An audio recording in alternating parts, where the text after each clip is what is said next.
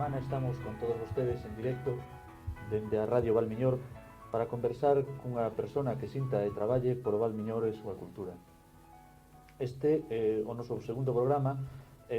Non sabemos se os índices de audiencia terán en conta as ondas de Radio Valmiñor para facer seus estudios e estadísticas. O caso é que casi xa conseguimos rachar algún que outro récord de permanencia en antena e esperamos continuar algunhas semanas máis. Polo tanto, antes de presentar a noso convidado de hoxe, terei que felicitar a Carlos Meisome e Lino Pellitero, que continúan levando o peso específico do programa e que están aquí ao meu lado. Boas noites. E felicidades. Como recordarán, a pasada semana foi Xosé Lois Vilar o que nos acompañou durante unha apaixonada hora de conversa en torno á súa vida, seu traballo e a súa gran afición, a arqueoloxía e os petroglifos. Hoxe está con nós outro personaxe miñorano que curiosamente tamén combina perfectamente súa labor empresarial co seu amor a todo aquilo que teña que ver ca cultura e o turismo no Valmiñor. Estou facendo referencia a Luis Carlos de la Peña, un home de pouco máis de 40 anos que, aínda que de familia vasca, reside en Baiona desde hai bastante tempo. Presidente de ACEBA, Asociación de Comerciantes e Empresarios de Baiona, vicepresidente da Federación Provincial de Hostelería, presidente da Fundación Miñor, propietario do hotel-restaurante Pazo de Mendoza, director do Clube Gastronómico Pazo de Mendoza, polo visto propietario de viñedos cos que elabora seus propios caldos, bueno, etcétera, un montón de títulos que nos confirmará pouco a pouco. En fin, bueno, é un home de empresa, pero que non esquece a importancia que ten a cultura e a tradición. Isto non quere decir que vai en contra de seus intereses empresariais, non, casi todo o contrario. Boas noites, Carlos. Boas noites. Espero non terme equivocado demasiado. Imagino que de todas formas esquecí moitas cousas que fan referencia a túa actividade, non? Ahora entramos en elas. Vexo que estades documentados, non? Pero antes me gustaríame matizar aí dúas cuestións. A primeira, con todo, pois a configuración deste programa que falades de que invitades pois a xente que traballan polo Valmiñor ou miñoranos, bueno, que que traballan ou que teñen unha vocación de compromiso co Valmiñor. Bueno, pois eu síntome orgulloso. Si así fora, penso que isto é bastante inmerecido, pero bueno, en calquera caso, pois aproveitaremos para explicar pois algunhas das cuestións que levamos na cabeza, non? E que se iso pode servir para mellorar o Valmiñor, pois mellor que mellor. A segunda, dixeches unha cuestión que compaxino, parece, a vida empresarial con un certo compromiso cultural. Esta compaxinación é bastante difícil, que falabas que compaxino bastante ben a cuestión. Isto é bastante complicado, compaxinarlo. Pero bueno, xa matizaremos na conversa. Bueno, casi empezaría pola parte así máis humana, non? Despois entramos, se te parece, nos temas de turismo, etc.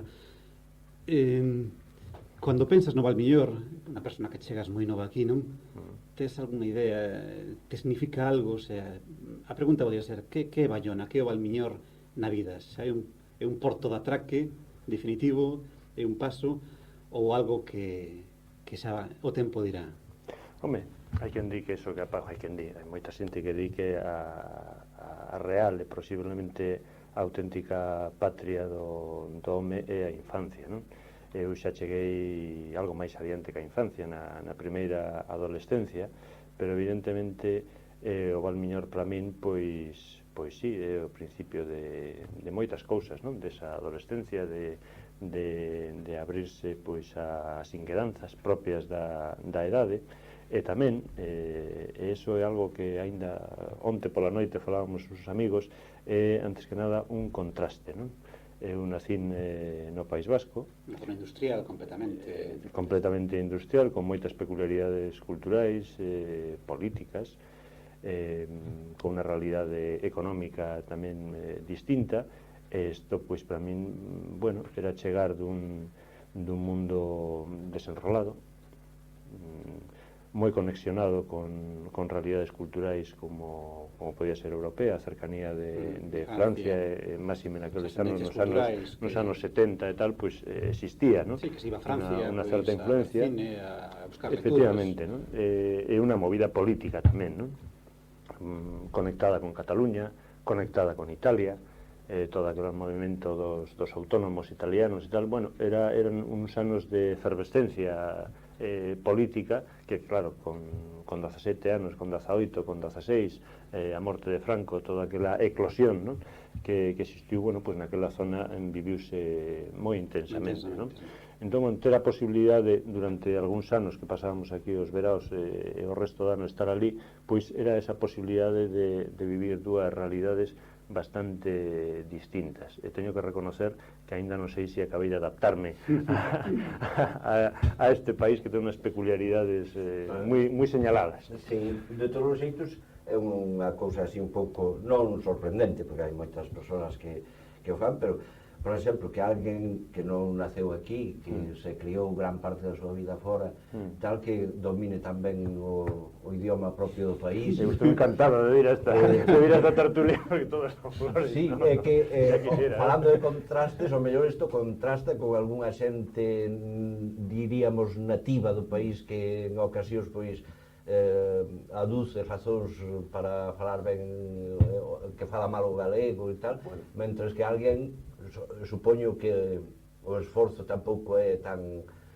enorme, e seguramente pola túa relación. Por certo, estudiaste económicas en Santiago, non? Sí, empresariais, eso que ahora Forges nos chistes denigra tanto, non? Teño que decir eu fine. Como pasou a túa etapa santiaguesa? Que lembranzas tes? É tardía, non? Porque Sí, é tardía e complementaria xa a outros anos, non? De feito, tamén estive nunha tempada, pois, fixen primeiro de Historia e tal, non? Eu rematei no País Vasco a diplomatura en Ciencias Empresariais e viñen xa a Galicia e fixen un ano de Xeografía e Historia. Rematei ese ano, matriculeime do segundo e fume a Mili. En a Mili, pois, efectivamente, bueno, como se fixeches a Mili, pois, a veces que hai bastante tempo libre, aparte das cuestións cuartelarias e tal, pero hai moito tempo libre para darlle voltas ás cousas. Alguna das que fixen precisamente pois foi ler, xa algo sirveu a Mili foi para ter tempo para pensar e para ler moito, por exemplo. Eu leí, recordo así, a autores galegos e tal, aproveitei iso que fixen a Mili en Sevilla, pero non sei por qué, pois, bueno, pois leín bastantes cousas, non? Recordo a Celso Emilio Ferreiro, que era unha das lecturas de Torrente Ballester, que eran lecturas que mantiven a Mili, e, bueno, tiven tempo para replantexar un pouco a vida, non?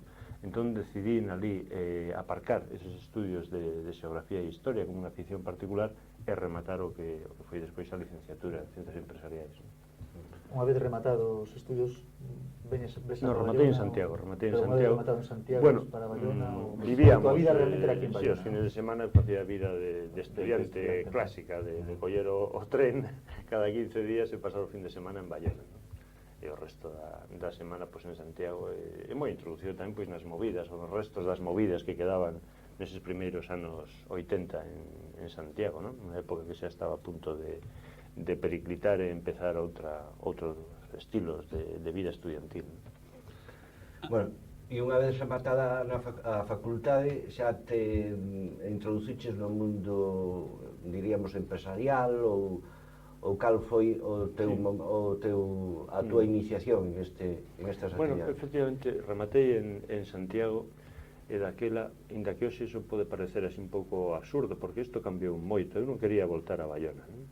Daquela, Bayona era para min, polo menos, era unha aldea, non? Era pecharse nunha aldea ou voltar aquí a casa, estar cos pais e tal, e a verdade non se veían moitas posibilidades de desenrolar unha actividade profesional ou outras actividades, non, complementarias ao profesional. Entón, bueno, a miña inquedanza era a posibilidade de quedarme en Santiago. Eu, entón, bueno, estaba bastante introducido na relación cos profesores, no ambiente da facultade, e falei, entón, con Seferino Díaz, que daquela era, pois, o portavoz parlamentario do PSDG-PSOE, e entrei como o meu primeiro traballo a cambio de, creo que eran 25.000 ou 30.000 pesetas ao mes, pois como asesor económico do Grupo Parlamentario Socialista. Esa foi a miña primeira... Que ano estamos falando aproximadamente? Do ano 83. 83. Por aí, sí, 83 ou 84, non? E xa o ano, 2 anos de estar ali, daquela, pois, como asesores daquele grupo parlamentario, pois estaba que hoxe membro do Tribunal Superior de Justicia, Pablo Sande, que era profesor en Dereito, está outro economista, Pedro Rey. Bueno, entre os tres, pues, tomamos unha decisión de montar unha consultora, ¿no?, empresarial. Sempre nesa decisión de, bueno, de dedicar tempo á profesión, dedicar tempo á política, bueno, en esa situación, pues, este compañero Pablo Sande, pues, optou por la política, foi despois diputado, e Pedro Rey máis eu, pues, quedamos como, montamos un despacho, e despois eu quedeime xa con todo o despacho no ano 85, 86. E sigues mantendo relación co País Vasco? Non. Bueno, teño familia, teño esos amigos, esa patria de que falábamos, Sí, ¿no? da infancia, ¿no? Da infancia, ¿no? Como se Que chama o grupo de xente no País Vasco? A cuadrilla, cuadrilla, non? Sí, aquí que- pandilla, ali que cuadrilla. cuadrilla que van a tomar os viños, non? Efectivamente, esa cena na sociedade gastronómica e tal, pois sí, de vez en cando, cada 2, 3 Que meses exportas vou para un lá, pouco, sí. non? E antes falabas dos 70, non? Do contraste entre un País Vasco máis influído polas correntes europeas, non? E que contrastaba moito con Galicia. Hoxe, ao finais do 20, 30 anos despois, ou 20 e tantos anos despois, sigues contemplando ese contraste entre un País Vasco máis influído polas correntes europeas e Galicia? Bueno, é difícil así ahora Facer unha comparación. non tanto unha comparación, é que igual o que vou decir podese malinterpretar, este cais tamén porque non teño moi elaborado o que vou decir, non? Pero eu descubrín que o galego é moi sutil, e penso que así como Galicia social, económicamente desenrolouse moitísimo nestes 20 últimos anos, o País Vasco tamén, non? Pero intelectualmente ese salto tamén deuse en Galicia dun xeito moi importante. Penso que o sea, eu descubrín que o galego con unhas peculiaridades de sinxeleza, de humildade a veces excesiva e tal, era un nome moi interesante, é un nome moi culto, que non o manifesta. É difícil chegar a esa raíz, a ese berce do galego, ¿no? Sí, Pero porque a resultou veces- que era un nome moi interesante. O que a veces se considera o pouso, ¿no? Como se hubiera aí algo, Sí, unha cultura sí. metida que poucas veces se manifesta, Sí, ¿no? é que eso moitas veces manifestábase en ambientes populares, con xente sinxela. Aparecía dun modo moito máis natural e máis rico que en ambientes universitarios, que era a Galicia que eu podía coñecer, non? Porque foi a miña entrada en Galicia realmente o contacto coa xente galega prodúcese nas facultades, non? E así como aquí detectei que hai un desenrolo económico importante, e descubrín tamén que o galego, máis alá do galego das cidades, das modas, que tamén podemos falar eso, que foi unha das cousas que a mí me chocou ao chegar a Galicia, non? Había un certo seguidismo de modas estúpidas, ambientes de Vigo e tal, onde eu non veía unha personalidade... A movida dos anos 80... No, é antes da movida, non? Un pijerío tonto que había aquí. Bueno, pues descubrín que había outra cousa. E alá no País Vasco, por exemplo, por falar da política, penso que os discursos simplificáronse moitísimo. Así como nos anos 70 había unha riqueza política enorme, moi interesante, precisamente por aquela conexión que existía con outras realidades, eso perdeuse. Entón, hai un empobrecimento importante nos discursos non só políticos, pero políticos en particular, porque estamos falando dunha zona onde a política pois o impregna moito, non? Quizás esa non pensas porque o terrorismo marca cual non Sí, deixa pero máis eso espacio levou a que simplifica simplificar, todo. efectivamente. Deixa todo sin sentido, o sea, as palabras deixa todo sin... Nos somos un grupo de o xente... vicio tanto que o deixa. De xente comprometida políticamente, ¿no? Por tanto, pues discutíamos, sin apriorismos de partido ni tal, pero se discutía continuamente tal. E agora ves que a xente fala dunhas cousas que non son de razón do noso tempo. Sí, refuxiándonos na sinxeleza das cousas máis vastas. Eu teño moitos amigos no País Vasco, non? E cada vez que vou ali me comentan a mesma sensación, non? Que as reunións entre eles xa non se fala de temas ideolóxicos nin temas políticos, non? Incluso como todo o mundo parece como se estuvera vendo hacia todos os lados con unha certa inseguridade, non? De expresarse, non? E nos ambientes profesionais, nos ambientes máis cercanos, nos ambientes máis íntimos, non? Entonces se refuxian moito cada non sei se é a mesma sensación que che transmiten a ti. Moito na chapela. Pensas ali, estamos falando de outra realidade, aquí estamos a falar máis da nosa, non? Pero pensase máis coa cabeza dos pais ou dos avós máis que coa cabeza da nosa xeneración, ou cos referentes nosos propios, porque nós xeramos referentes propios, que son os anos pois, do cambio político e do cambio cultural. Nos guste ou non, somos fillos todos do 68, dun cambio antiautoritario e de moitas cuestións e tal, e esos valores pois un pouco desapareceron ali, non? E aquí ves que eses valores do 68, digamos, máis que do 68, que é máis europeo, a mellor aquí do 70, non?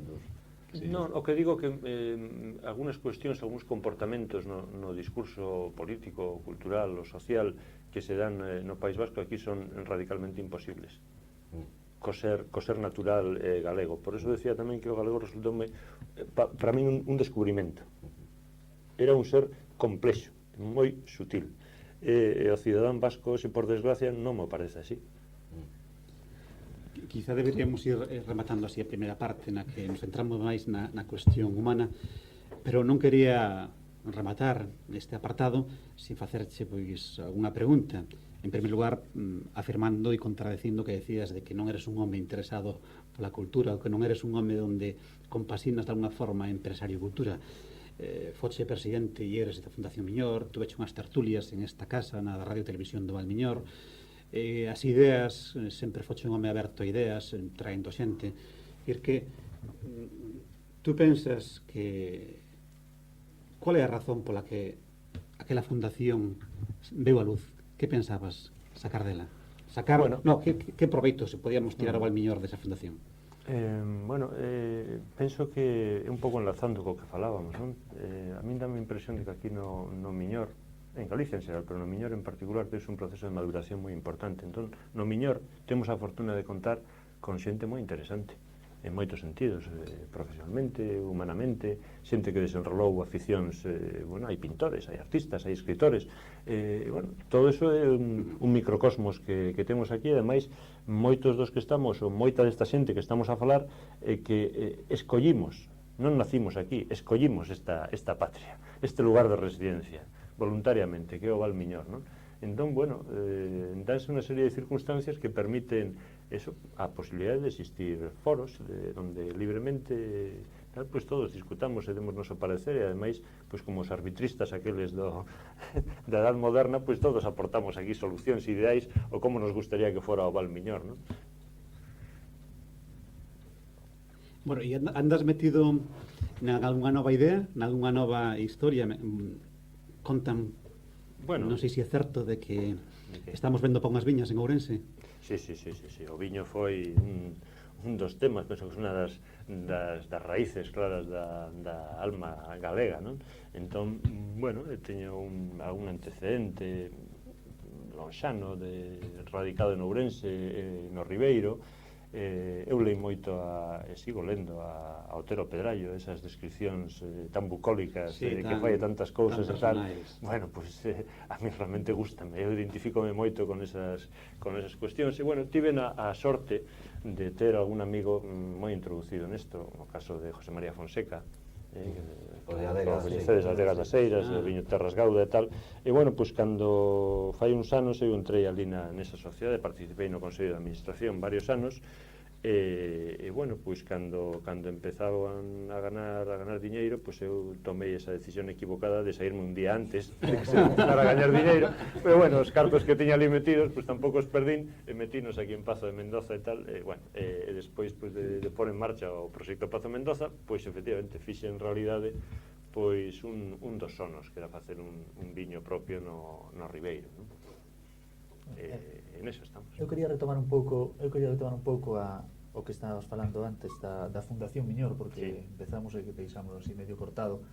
Non sei realmente cal é o estado actual, o estadio actual da Fundación Miñor, cal é, realmente nunca o supen, pero quizás ahora sea o momento mellor tamén de que nos lo contes. Sí, vamos, a Fundación Miñor tiña como funciones o ser un foro de discusión, de debate, de organización de actividades para encher un pouco o ocio dos residentes no Valmiñor, e na medida do posible tamén aportar algunhas ideas para a súa mellora en xeral, no terreo económico, no terreo cultural, no terreo social, no terreo das infraestructuras, en fin, aportar ideas, non? Entón ali agrupábamos, non sei, 50, 60 ou 70 asociados, e cada certo tempo pois, organizábamos actos.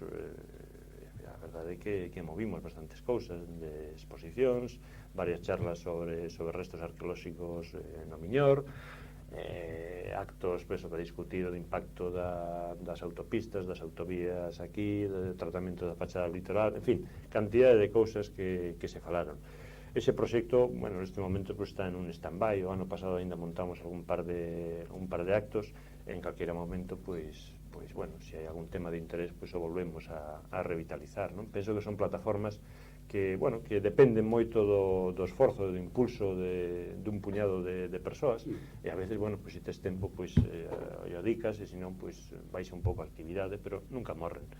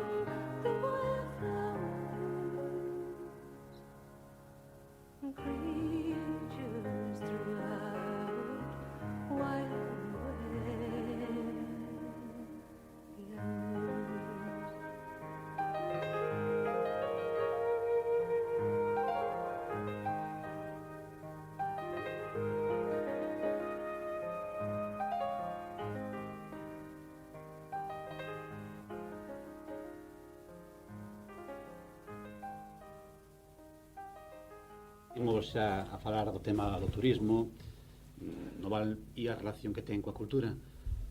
E falando de turismo, hai distintas, bueno, o turismo ten distintas tipos, non? Un turismo de cidades monumento, Venecia, Santiago, etc.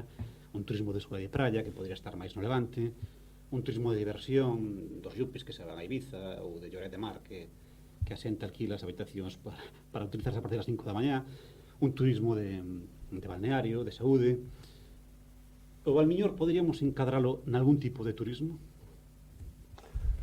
Para mí sempre tivo un carácter familiar.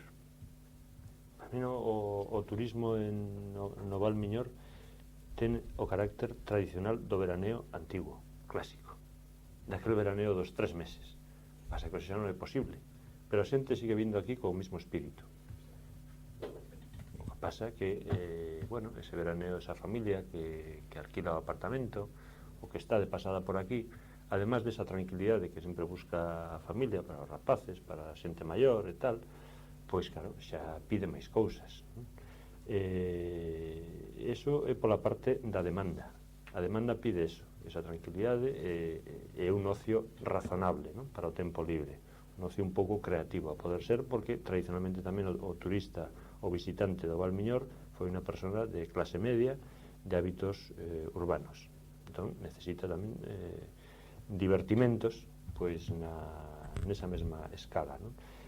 Agora, pola parte da oferta, a min dame a impresión de que o espaldarazo que viviu o turismo aquí nos anos 70 e 80 estaba basado no proxecto español dos 60, que era Sol e Praia, e a veces existe aínda hoxe a tentación de voltar a ese proxecto, e aí é cando se falan dos temas inmobiliarios, dos desaguisados inmobiliarios, donde seguimos apostando pola cantidade, pola movida, por unha cousa así que non sabemos moi ben que é, non? Pero, bueno, penso que o proceso hai que racionalizalo, sí. A túa idea do turismo sería o que dixeches do turismo familiar, fundamentalmente, ou un turismo familiar, quizáis hoxe non sea xa moi útil, non? Sí, que o adxetivo xa non sexa hoxe, pero sí, eso de buscar, o mesmo que hai unha recuperación, vos coñecedes pois todo o tema turístico en Cantabria, en Asturias, como se recuperou por aí. Galicia, dentro de Galicia, Bayona dun xeito moi particular, participa dos mesmos rasgos identificativos que ese tipo de turismo, non? O que se chama aí como un eslogan, pois tamén a España verde, non? Que se quería un turismo tranquilo, un turismo de cultura, de calidade, e eso estamos cuidando no Valmiñor hoxe. Hai tensións, por eso decía que a veces hai a tentación de voltar o modelo anterior, non? De Sol e Praia máis cuantitativo que cualitativo. Non sei, hai tensións, non sei, dende o punto de vista do empresario, pois hai empresarios que apostan por abrir eso a persiana no mes de xuño, facer caixa e no mes de setembro pechar a persiana hasta o ano que ven, e hai outros que non. Pasa que realmente moitos empresarios viven así desde sempre no Valmiñor, o sea, é unha forma de vida que é moi cómoda e que non só é cómoda, senón que é altamente beneficiosa. É lexítima, non? Pero bueno, isto é unha reflexión que se ten que imporna na sociedade miñorana, non? Que modelo turístico, ao final tampouco é falar de turismo, como queremos vivir os residentes no Valmiñor, non? Xa, pero ademais de como queremos vivir, o turismo hoxe é un factor fundamental para o PIB tanto de Galicia. Nun artigo do outro día comentabas, quero ver na Voz de Galicia, que o 10% do PIB galego o xenera o turismo, e supoño que no Valmiñor estará agrandado. Sí, por suposto, é unha influencia decisiva, as actividades de que o Valmiñor vive do mar, tal, bueno, eso pasou a historia, non?